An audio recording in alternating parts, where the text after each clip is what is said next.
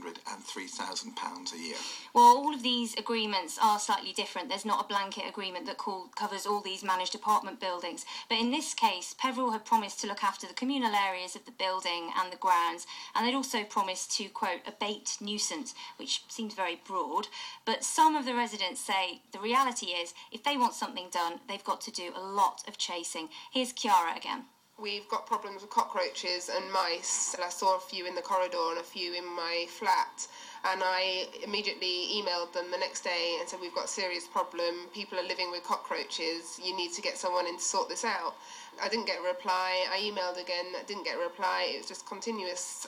So in the end, I actually called Peverel up themselves, demanded I speak to someone, and they actually gave me a mobile number of the company to come out. So I actually organised that myself. I got on the phone and I got him around that afternoon, and he came to everyone's flats, and I had to organise that as well, calling everybody, emailing everybody, putting letters through everybody's doors, making sure they were around. So how much of your time is this taking up? Well, the majority of it really. Even though I work full time, I feel like I'm actually doing the job for them.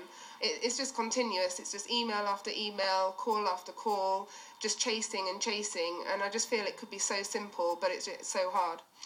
And Helen, what do Peverel have to say about all these complaints? Well, we did invite Peverel to take part in the programme this evening, but they declined. They sent a statement saying they've attempted to engage directly with residents and the Residents Association on numerous occasions.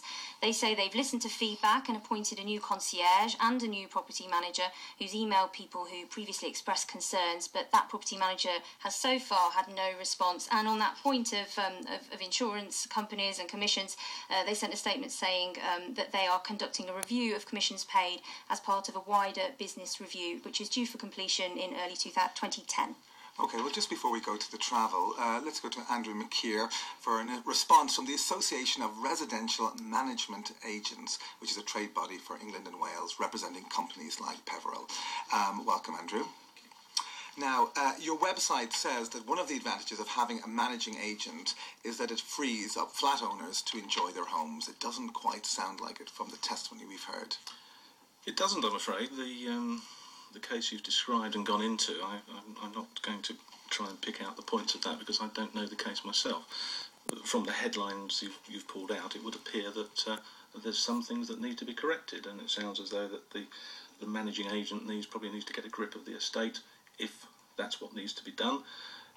I think I'd like to, if I may, ask one question, and that's, in this particular instance, who the managing agent is acting for. You've mentioned a residents' association. Normally the managing agent will act for a management company whose directors will be elected from the lessees.